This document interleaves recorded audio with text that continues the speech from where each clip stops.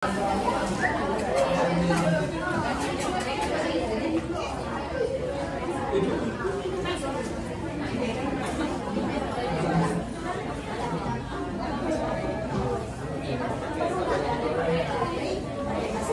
warahmatullahi wabarakatuh dan salam sejahtera.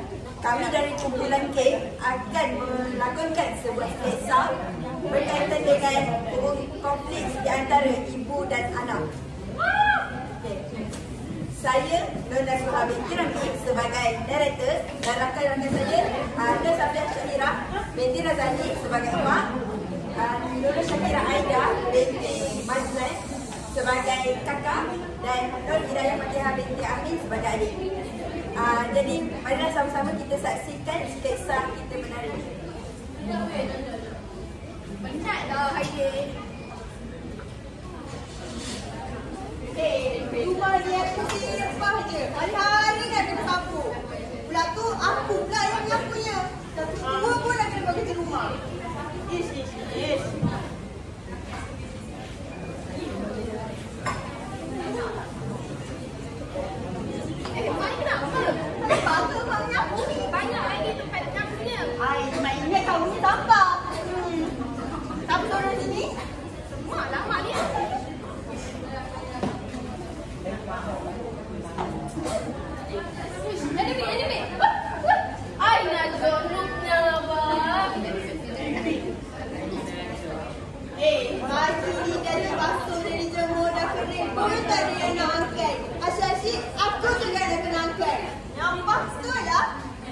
Agaknya nak tunggu aku di mampus, barulah budak-budak ni nak buat kerja rumah. Kakak, ambil bapa ni, lipat kain kat sini. Ish. Mak.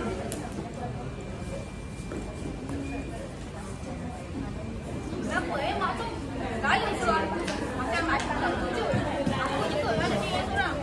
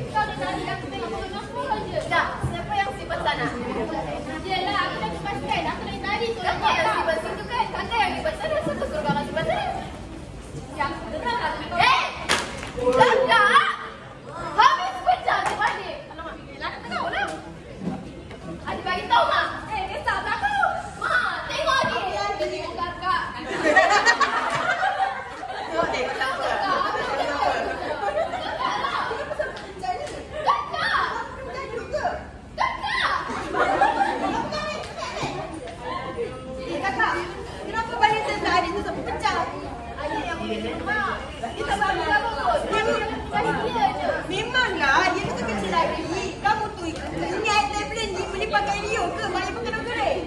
Yelah, mak tu asyik bagi dia je. Asyik dapat dia. Mak tahu tak? Saya banyak dah. Sampai besar. Sampai tak tahu kan nak pergi mana. Mak tu kan. Betul lah kan? Mak kan generasi tua. Mana dah tahu semua benda ni. Liz, kamu ni apa yang kamu cakap ni?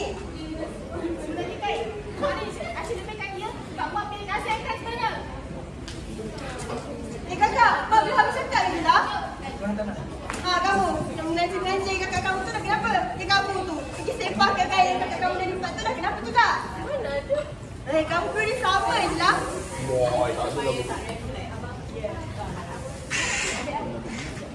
Dari kisah ini, kita dapat lihat bahawa konflik yang sering berlaku di antara ibu dan anak biasanya daripada salah faham. Salah faham yang ditunjukkan daripada kisah ini adalah kakak menganggap ibu pilih kasih kerana sering menyuruhnya untuk membuat kerja rumah berbanding adiknya. Contoh pemukasi yang ditunjukkan dalam kisah ini adalah secara lisan. di mana kakak menggunakan bahasa Gen Z, iaitu bahasa yang tidak dapat dipahami oleh ibunya, seperti burns out dengan generasi boomer. Selain itu, ibunya juga menunjukkan komunikasi bukan lisan, iaitu menyapu di hadapan kakak dan melibas jemuran untuk menunjukkan bahawa ibu cuba menyampaikan satu mesej tetapi secara bukan lisan. Jadi daripada konflik tersebut, apakah penyelesaiannya? Mari sama-sama kita saksikan.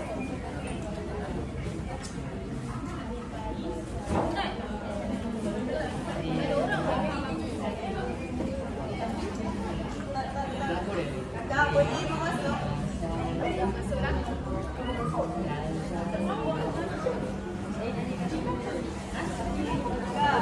Kakak marah kat mak ke? Mak minta maaf dah kakak. Mak tak sengaja marah kakak. Kakak pesan, kenapa balik daripada Anis sampai pecah. Kita beli bukannya murah tau. Mak, maaf. Okey. Kakak, tak boleh nak kawal emosi kakak. Balik. Kakak sebenarnya kenapa? Sebab adik saya main. Kalau macam tu tak boleh. Nanti mak suruh adik yang buat kerja rumah. Kakak duduk sini buat kerja, okey? Okey. Nah, ni hadiah. Sama. Sayang mak. Jadi, anda nampak apa penyelesaian yang ditunjukkan? Mereka saling memohon maaf atas kesilapan dan perkara yang berlaku tadi. Kadang-kadang kita tak perasan dengan memohon maaf, kita dapat betulkan balik salah faham yang berlaku. Mereka juga menunjukkan yang mereka saling memeluk dan memberikan ganjaran hadiah sebagai tanda minta maaf. Kedua-dua, kita dapat melihat kedua-dua jenis komunikasi dalam penyelesaian tersebut, iaitu secara lisan dan juga bukan lisan. Itu sahaja daripada kumpulan kami. Sekian, terima kasih.